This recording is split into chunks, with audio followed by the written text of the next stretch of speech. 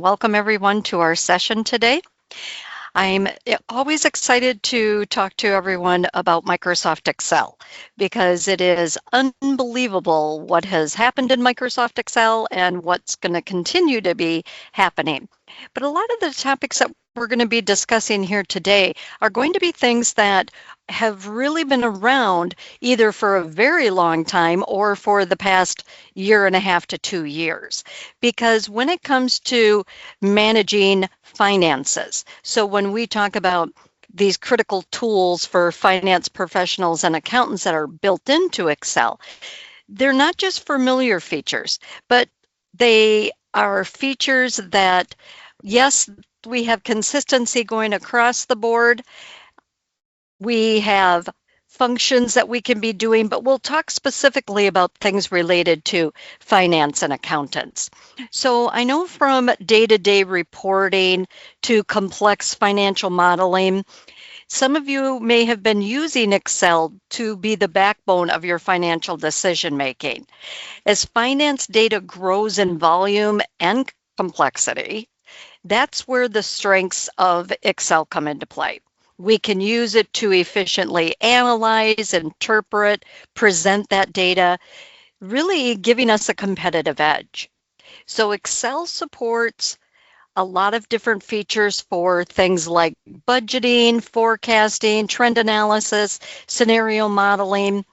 So we're going to talk a little bit beyond the basics of spreadsheets today and talk more about the features that are more closely related to finance and accounting. So with that, let's go ahead and get started. Like Matthew said, there is a handout.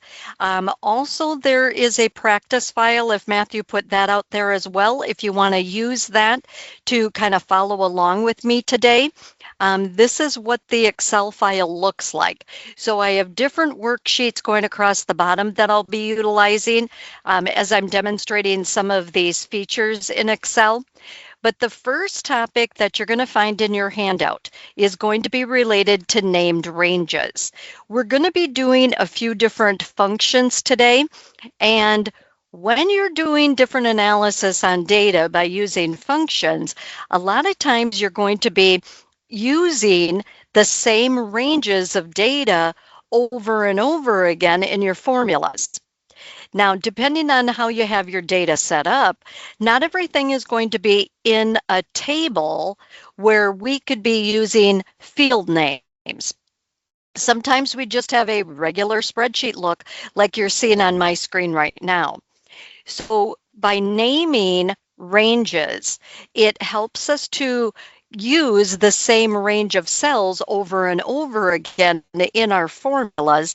It makes reading the formulas much easier. So there's a lot of advantages to named ranges. Now, named ranges may not be brand new to you.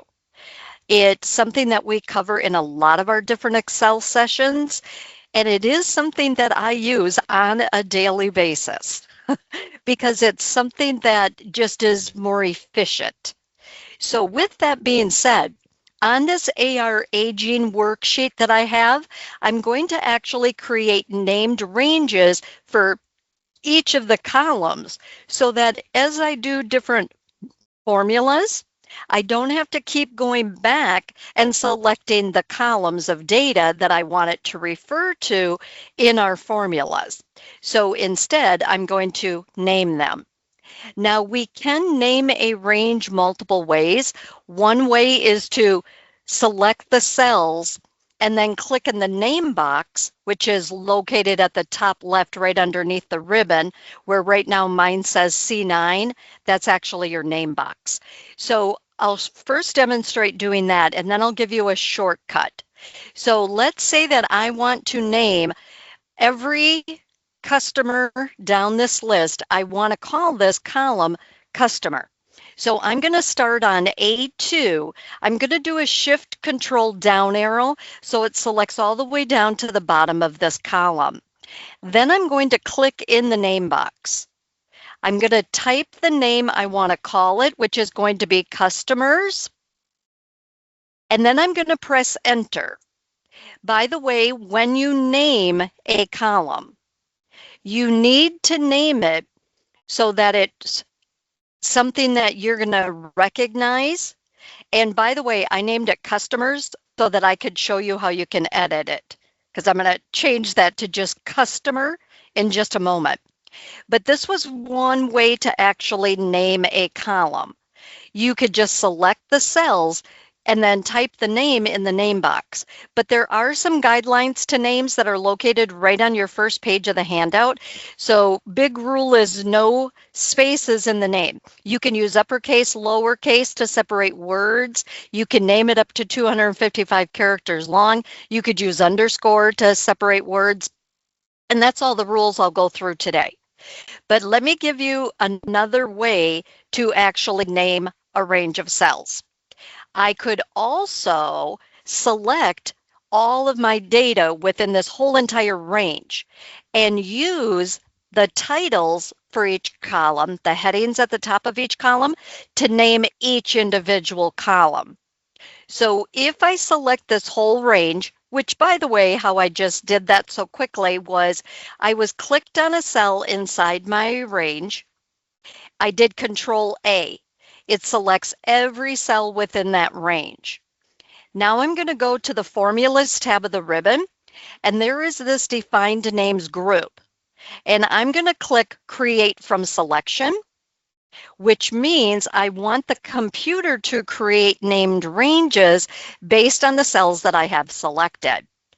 So it says create names from values in the, so it's going to name each column based on the top row, left column, bottom row, or the right column. I really only want top row. So I'm going to uncheck left column and just keep top row selected. So it will use row 1 for the names of each column. I'm going to click OK. That's it. That's all I have to do. Now, if I wanted to verify, yes, this worked, you could go to the name box at the top left, click on the drop down, and you're going to see a list of all of the named ranges. Notice I have both customer and customers. I manually created the customers, so I want to delete that one. I want it to just be customer. We can manage our named ranges by going to the Formulas tab, to this Defined Names group again on the ribbon, and click Name Manager. Name Manager will give you a list of all of your named ranges. I'm going to select the one called Customers with an S, and I'm going to use the Delete button at the top, and I'm going to confirm that, yes, I do want to delete it so that I don't have a duplicate of my named ranges, one called customer, one called customers, because that would be confusing to you and to anyone else that's using this workbook. So anyway, this is where you could create new, you can edit existing ones, you can also delete any unused named ranges. Now I'm just going to close the Name Manager, and we're going to do some demonstrations of actually using some of these in formulas. Now I'm going to repeat named ranges again in a minute because I use named ranges a lot. And if we're doing a lot of formulas based on the same data over and over again, it just makes sense to do that. But before I dive into that, I want to point out that on page 2, it starts talking about essential Excel functions for Excel. Just so you're aware, on the Formulas tab of the ribbon, there is this function library group. And in that group is a drop-down for financial. Financial is going to give you a list of all the financial functions that are available in Excel, including the PMT, the NPV, the FP, the PV. It's got all kinds of different functions related to finance. Because our class is only an hour long, we really only get 50 minutes to demonstrate things. I'm not going to demonstrate any of those specific ones because it all depends on what it is that you do and which ones you may want to take advantage of. Therefore, in your handout, at the very end, the last heading that you're going to find is going to be a bunch of examples that you can follow to do those types of functions. Now, I just did I think about 7 of the functions, the more common ones. But when I always look up, whether I'm looking in AI tools or I'm looking on the internet, and I look for common functions that are used in both finance and accounting, those are the functions we're going to demonstrate today instead of the finance functions category, just so you're aware. So we're going to be starting actually with everyday functions for finance and accounting for doing different types of analysis. At the bottom of page 3 is where this actually starts at. So the first example is going to be using this AR aging worksheet. And I'm going to demonstrate using a COUNTIF and a SUMIF. So if we wanted to take this information and let's say that we wanted to count how many customers we had of a certain name within this AR aging list, we could use a function called COUNTIF. So let's say that I want to put that over here on cell N1 as an example. All I have to do is start with my equal, like you do with every formula. If you type COU,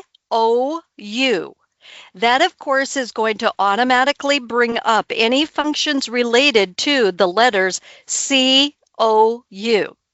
From that list, you could see several counting functions. Some of those we have actually demonstrated in other classes.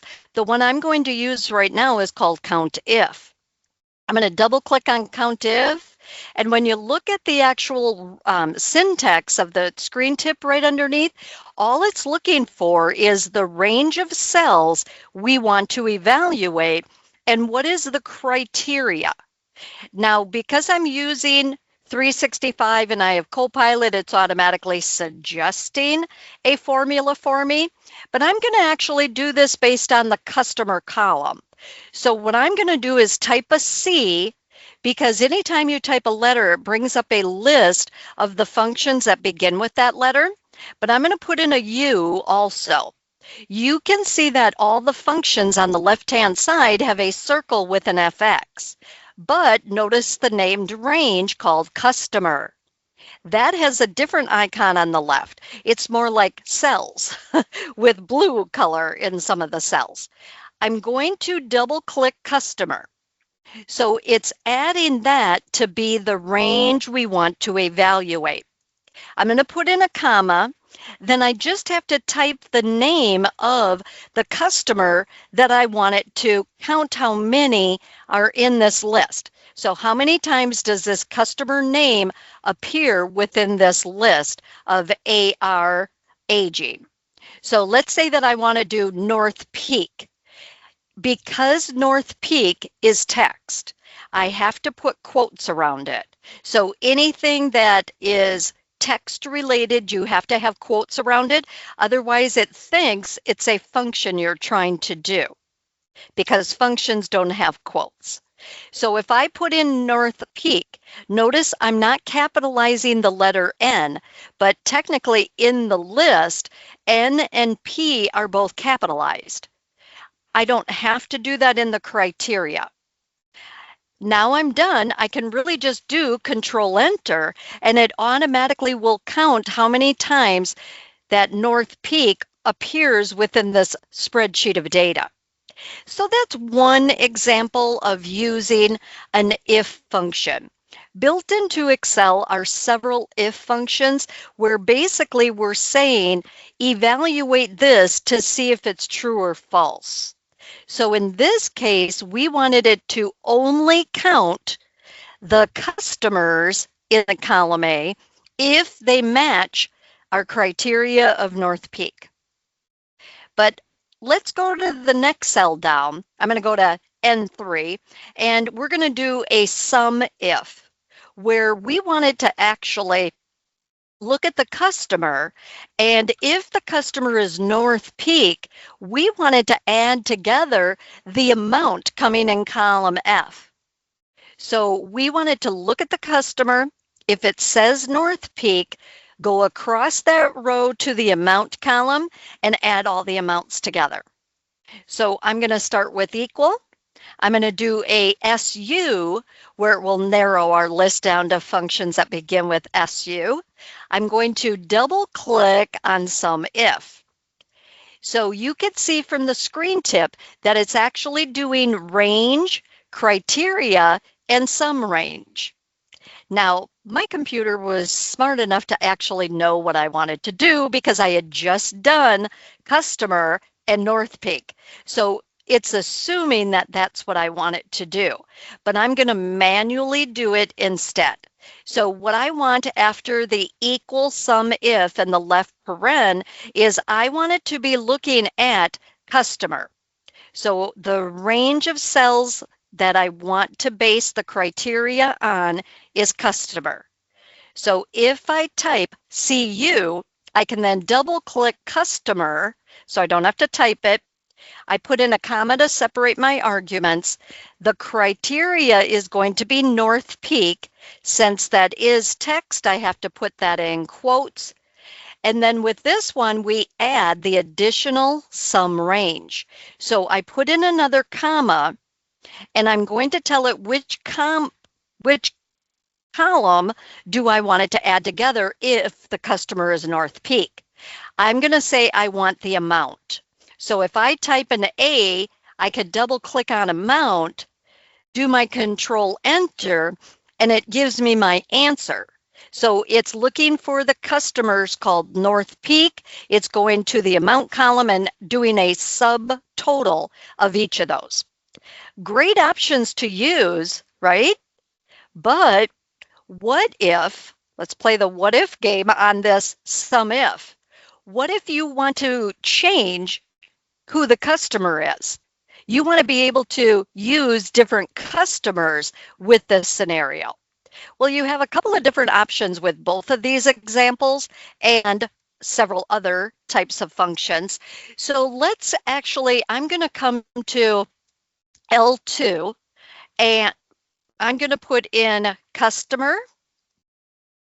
And on M1, I'm going to put the name of the customer that I want it to refer to. So maybe I want it to refer to green leaf. If I type in green leaf, just to show you this, I could go back to that sum if, and instead of referencing North Peak and physically typing it in, and every time I want a different customer, I have to go back and change that every single time. I could actually modify my formula in the formula bar by removing the quotes and that North Peak. And instead, I can click cell M2. Then if I do a control enter, the answer is now based on green leaf. I'm still saying look at the customer, but the actual criteria is going to come from anything that's on M2. Now, what if I wanted that to actually be easier? I don't want to have to keep going to M2 and changing the name by manually typing it in. You could use data validation.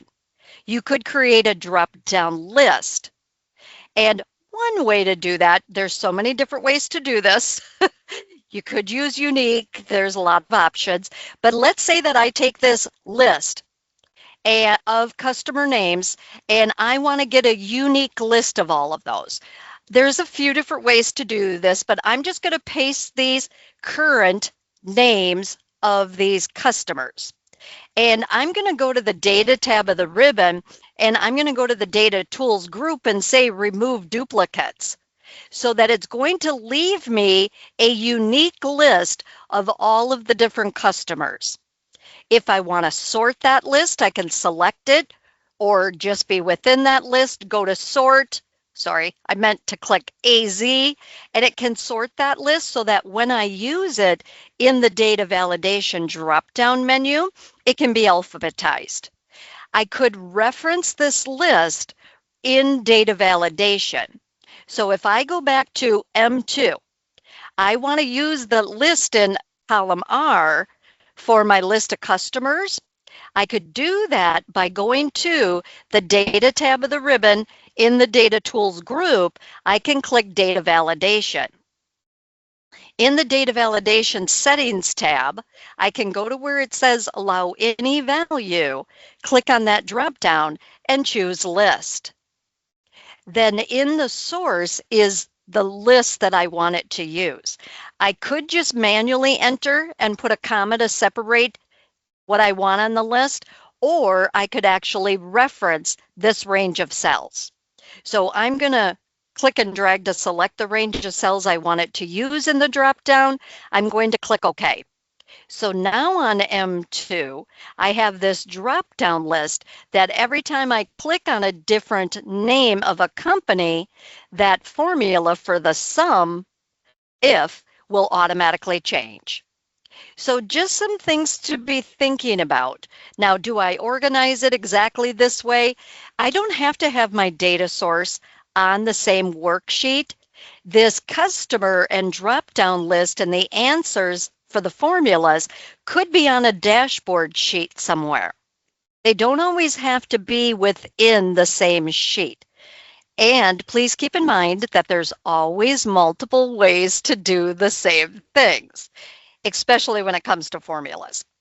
But that's all I'm going to do today when it comes to working with these different types of functions for if functions. There's a few more in your handout that you can reference and practice with, but I want to move on to lookup functions. We have built into Excel several different lookup functions. And to be honest, there's one that I use the most these days, and it's actually called an XLOOKUP. So for me, most of the time I use an XLOOKUP, but I do know that I still have a bunch of worksheets that have a VLOOKUP. I'll explain both of those. So I'm not going to change my original VLOOKUPs to be an XLOOKUP. I still just leave them, but anytime I create a new lookup function, I always use an XLOOKUP. It has more advanced features that a VLOOKUP does not have. So starting with a VLOOKUP, what exactly is it and what do we do with it? I'm going to start out in the expense transactions worksheet for a couple of examples of using this, and I'm actually going to insert a few rows at the top. So I'm going to select insert some rows at the top so that I can have my criteria for my searching up at the top of this list. Does it have to be here? Absolutely not. And this also is where data validation would come in handy when you use these lookups. But what exactly is a VLOOKUP? V stands for vertical. So we can look within a range of data, look vertically across the columns to find something. So what we need is called a lookup value. So if we want to look up something, and then out of that list, we want it to find an answer based on a specific column, we could do that with a VLOOKUP. We could do it with an XLOOKUP. We could also use an HLOOKUP, which HLOOKUP is for horizontal. That's going to look down in rows. There's match, there's index, there's lookup. There's a lot of different options when it comes to lookup functions. But the two that we're going to demonstrate today is just VLOOKUP and an XLOOKUP. So for the VLOOKUP, what I want it to do is, let's say that I wanted to look up the employee ID. I wanted to look up the employee ID. Or I could say I want to look up a category, whatever it is you want it to look up. It needs to be the leftmost column. You can't look up merchant name and then find the transaction date. It doesn't work that way.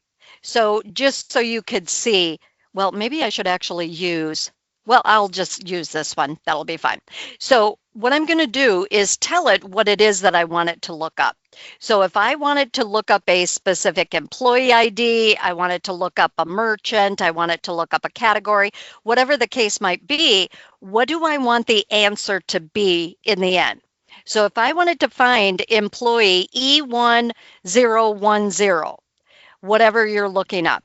And even if we went to like the GL details, just to kind of explain this, we could have it look up a journal ID, we could have it look up an account number. There's a lot of different ways that a lookup function can be used.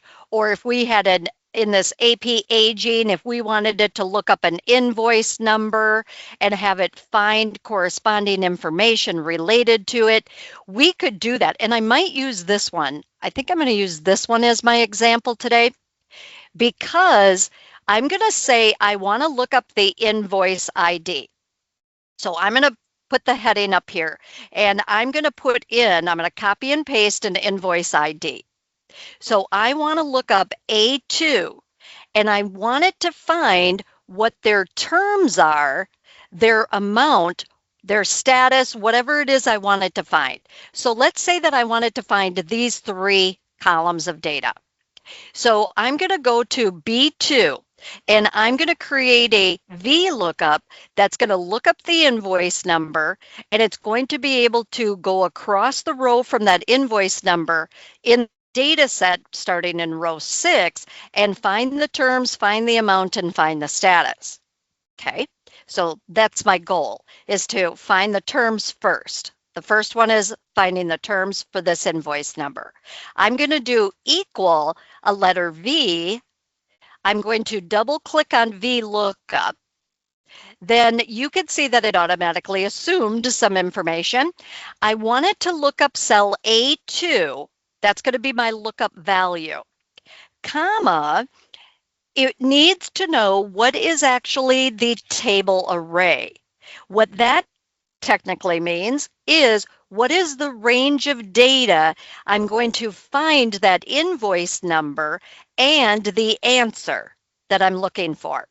So I could actually use the same range that is selected right now, which is I could go from B7 across to E, all the way down to whatever last row I have of data. So in this case, it's B7 through E186. So I need to select the column I want it to look up all the way across to what column do I want the answer to come from. All one big table array. So once you have that range entered, you can put in a comma, and then it wants to know which column across that table array do I want to get the answer from. So invoice number is column 1. Invoice date, due date, terms is the 4th column across. So for the column index number, we need to put in a 4. Then I'm going to do a comma again, and this is optional, but I could say do an approximate lookup, or I could say do an exact lookup. If I did an approximate lookup and the invoice number that I was looking up is not in the list, it would automatically drop down to the next lowest invoice number. I don't want it to do that. I want it to just look up this invoice number, so I want false. I'm going to double click on false, so it adds that word false to the argument. I'm going to control enter, and it automatically finds the terms based on that invoice number. Now I could do that same thing with the amount. So if I go to C2, I'll do a VLOOKUP one more time. I'm going to do equal the letter V. I'm going to double click VLOOKUP. Oops, not value. I want VLOOKUP. There you go. And I want it to look up cell A2 again, comma. My table array that I want it to look for is going to be B7 across through F, column F, all the way down through my range of data. So the range it needs to have is starting with column B, going through column F, because F is where my answer is going to come from. So it's B7 through F186. Then I'm going to put in a comma, and I have to count the columns across to say this is the column I want you to give me the answer from. Invoice number, invoice date, due date, terms, amount. So the column index number is 5. Once again, I want it to be false. So I'm going to leave false in there. and I will get my answer. So it's automatically matching up this value based on this invoice number. Now, just so you're aware, I could not, with this example, I could not look up the vendor, because with a VLOOKUP, you can't look up to the left. You can only look up to the right of whatever your lookup value is, just so you're aware. So let's say that I want to find the vendor name based on the invoice number. I'm going to change the status to be vendor. I'm going to go to D2, and I want to find the vendor based on the invoice number. Instead of a VLOOKUP, because I can't use that, I'm going to use an XLOOKUP. I'm going to do equal the letter X. I'm going to double click on XLOOKUP. This specific function is relatively new. It's less than 2 years old. It is my go-to for all lookups. This is the only one I use because it has extra features in it that we don't get by default with a VLOOKUP. I'll explain more of that here in just a second with my second example. But just so you could see, I still need to tell it what is the cell I want to look up. So that's still going to be A2, comma, next it wants to know, well, where is the value for that lookup going to come from? It's coming from the records in column B. So I'm going to select B7 all the way down my column. So it has that range of B7 all the way down through B186. Then comma, it needs to know what is the column that I want the answer to come from. I want vendor. So I would select A7 all the way down through A186. So it automatically can look different ways, look in different directions. I don't know why that didn't like what I was doing. Let me go back and I'm just going to manually type it in. A7 through A186, comma. What's different with, now I could stop just there without putting in a comma, and it would give us our answer. But I wanted to show you a couple of other features that this has with an XLOOKUP that you do not get built into a VLOOKUP. I could say, if there's an error, if I'm looking up an invoice that isn't in the list, what do I want it to say? By default, it would give a generic error, like hashtag NA, hashtag name, etc. But I wanted to say, maybe I wanted to say invoice not found. I can put in whatever text I want it to read to say the invoice wasn't found. So I'm going to control enter, and it automatically is finding the vendor based on that invoice number. I could not use a VLOOKUP to do that because I can't go backwards. I can only go to the right. So an XLOOKUP gives you an advantage that way.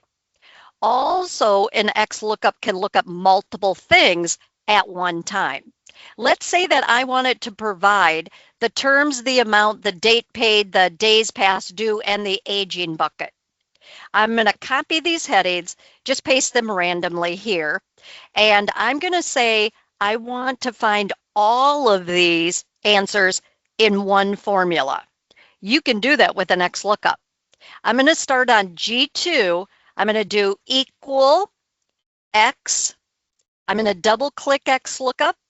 I still wanted to look up A2 for that invoice number, comma.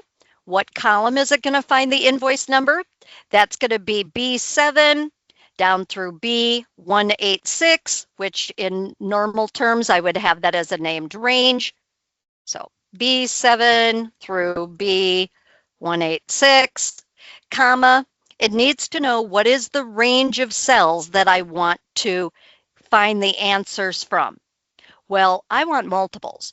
I want to find everything from here to here all the way down. I can select multiple columns to return multiple values at one time. I'm going to control enter, And when I look at this, it automatically populated the terms, the amount, the status, the date paid, the days past due, and the aging bucket. So it automatically can look and provide multiple answers in one. We can't do that with a VLOOKUP. It would have to be a separate formula each time. So at XLOOKUP, if you have not done one, highly recommend them. So if you have any dashboard situations where you need to be looking things up, I would have named ranges. I would have a drop down for each of the invoice numbers or whatever it is you're looking up to make it easier to switch. But this gives you the basics of using a VLOOKUP versus an XLOOKUP. Highly recommend learning the XLOOKUP. You have more examples and more description in your handouts today. Okay, so if you didn't download that handout, make sure you do that before you leave the class today so that you'll have that for reference. It also includes information on page 9 and 10 about using data validation. Okay, but next I want to talk to you about pivot tables because we're going to run out of time super quick here. And I'm going to go to the GL details worksheet. A pivot table is a way to be able to have a range of data and only see specific criteria. And it can automatically do calculations for us that we do not need in the worksheet itself, because we can create multiple pivot tables on the same data set. And one data set, we might want this type of a formula. A different data set, we might want a different type of a formula. We don't have to have 100 columns going across with all these different formulas when they can just be in the right pivot table of data for that formula. So a pivot table allows us to drill in and only see what we want to see. And it's super easy to filter that data. I'm going to create a pivot table on a new worksheet, but just so you know what we have our transaction date, our period, fiscal year, journal ID, etc., the account name, department code. It's got details all the way over to the cost center, just so you know what data we have. So what I'm going to do is I'm on a cell inside the range of data. I'm going to go to the Insert tab of the ribbon, and I'm going to click the icon, not the down arrow, but the icon itself for Pivot Table. And from there, it shows the range of data, so it's got the name of the worksheet and then the range of cells, because it references that sheet. So if this data changes, we can update the pivot table to match. So they're going to be connected. And then in the middle of the window, we're going to keep it on new worksheet so that it creates the pivot table on a new sheet. I'm going to click OK. Now I'm in a new sheet called Sheet 1, which I would, of course, name eventually. But you build the pivot table from the right-hand side of the screen, where we just click in front of the name of the column we want to add to the pivot table. So let's say that I want the account name. If I click in front of account name, it's going to give me a unique list of all of the accounts coming from that big spreadsheet. And maybe I want it to give me the amount signed. If I click in front of amount, it automatically adds a column B to put the amount in. So it automatically filtered the list to give us a unique list of the different account names. Then it gave us the sum of the amount signed. So it did a subtotal. So it looks at the AR, the AP, etc., and gives you a subtotal in column B. Pretty cool that it does that. But what if we wanted to add other information in? What's happening on the right-hand side, by the way, is every time you click to add something in, like if I want to add the department name, I click in front of department name. Because it's text, it puts it indented in column A under the actual account name.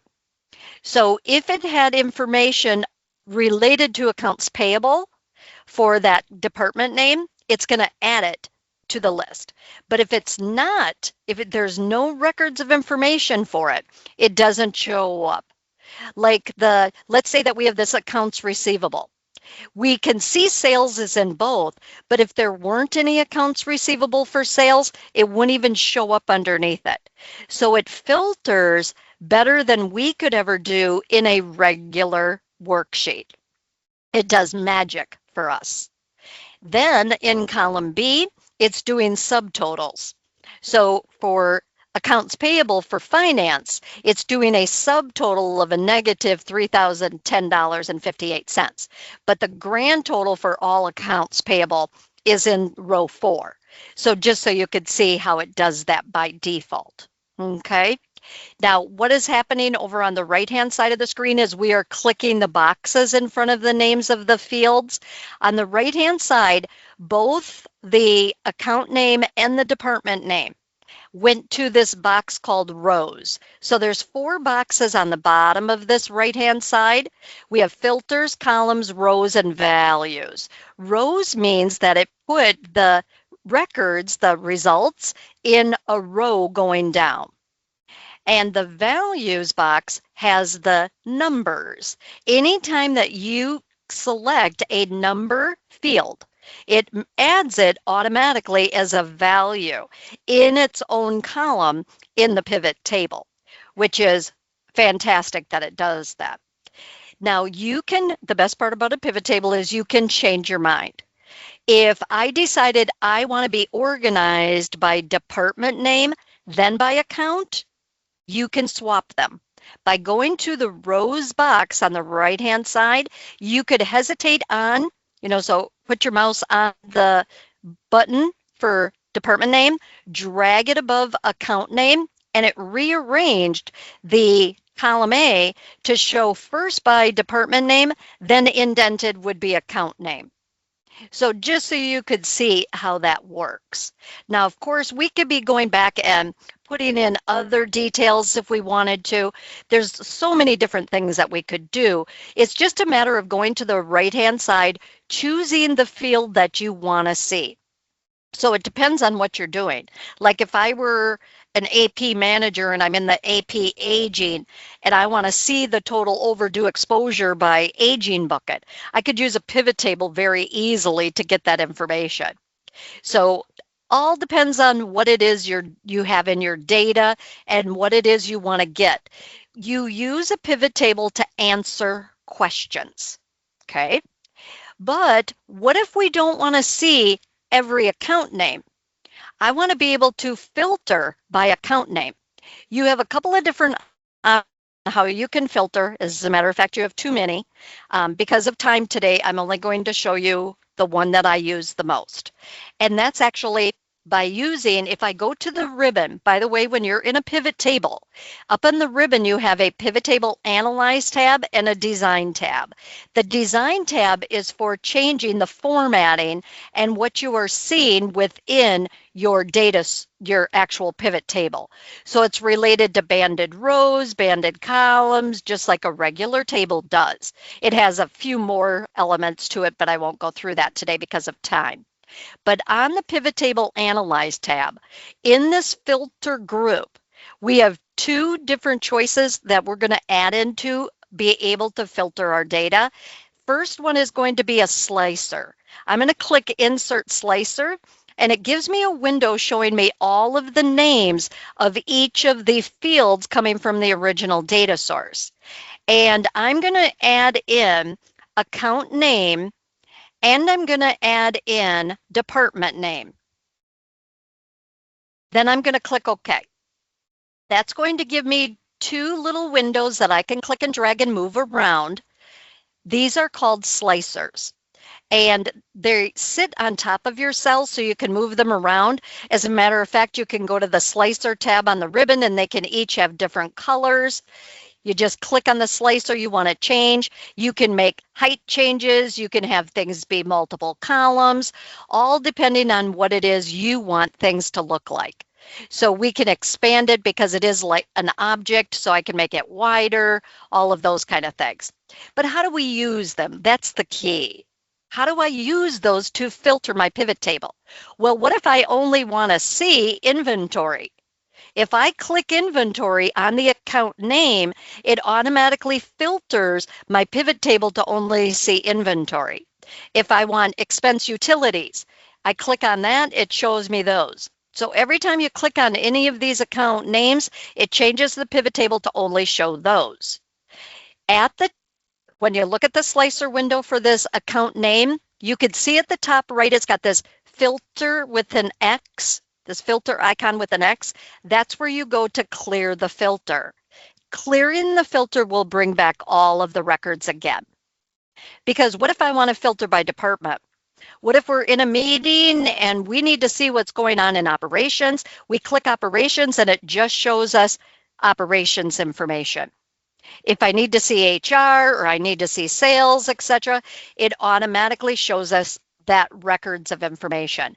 But notice when I'm on sales, if you look at the account name slicer window, notice that expense salaries, retained earnings, and expense travel are gray shaded because they weren't in sales.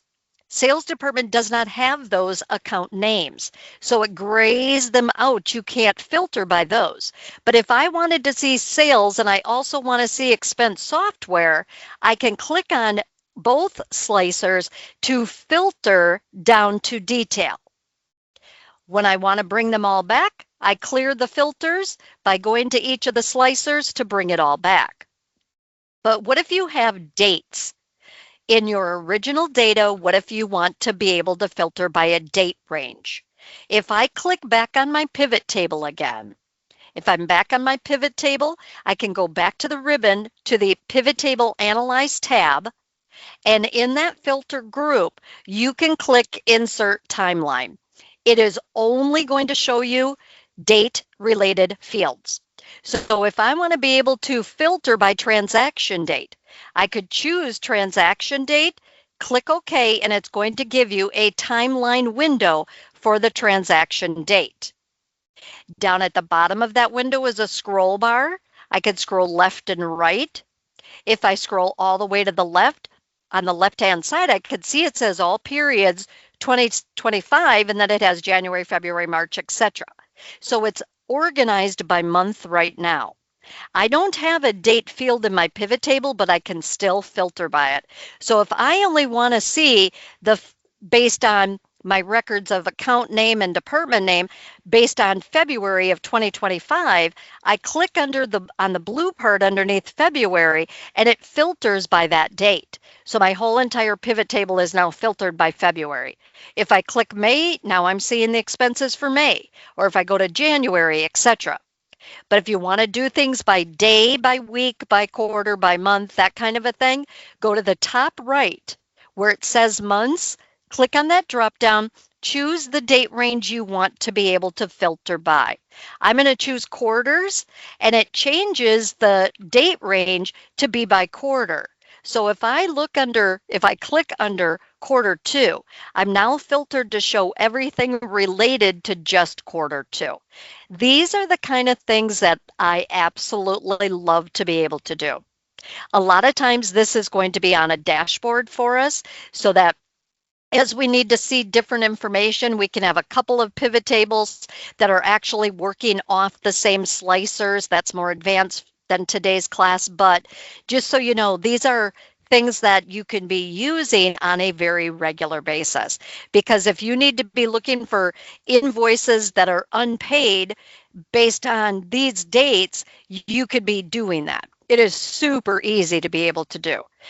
Anything you need, pivot tables can really do. They are so wonderful.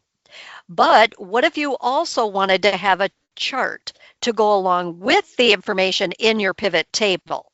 You can click back on any cell inside your pivot table again, and you could create a chart based on that information. By simply going back to that pivot table Analyze for the ribbon, on the right-hand side in the Tools group, if you click on Pivot Chart, you could choose what type of chart it is that you wanted to use, whether you need a histogram, you want a waterfall, you want a Pareto, depending on your data. I'm just going to keep it on clustered column and click OK for today. It is a chart, just like normal charts. So it does put it in the middle of your worksheet, but you can click and drag and move it wherever you want because it sits on top of the cells. You could, of course, resize it because if it's too squished. But as you filter your data, so right now I'm filtered by transaction date, quarter two. If I only want to see operations, I could choose operations and it's automatically going to give me the results for operations. If I want to see both operations and IT at the same time, I can actually go to the department name slicer, and at the top right, there's an icon called multiple select. And if I choose that, I can filter by more than one at a time. So I'm filtered by operations. If I click IT, it automatically gives me both of those. I can do the same in the account name. So if I go to the account name slicer, click on multiple select, we can actually use the multiple select there as well. So it's a matter of clicking and unclicking what it is that you want to see or not see. It's updating the pivot table and it's updating the chart at the same time. So I prefer to use slicers and timelines for filtering data within a pivot table. For me, it's just so visually easy to use because you're seeing all of your unique values and you don't have to jump through hoops to do it. Now I'm going to go back and I'm going to clear my filter and I'm going to turn off that multi-select for that department name. So I'm back at those, but I'm going to go back to the timeline as well because I want to clear that filter for transaction date. At the top right of that little window, I'm going to click that clear filter. So I'm back having all of my records of information on the pivot table. So there are so many different things that we can really be using Excel for when it comes to financial or accounting information. Your book is going to have more detail and give you a ton of different examples of different tools that you can use and how to use them with step-by-step instructions throughout your book. So practice formulas, practice using pivot tables. Definitely, if you have never used slicers or timelines, highly recommend using those as well. So Matthew, did we have anybody with any questions today?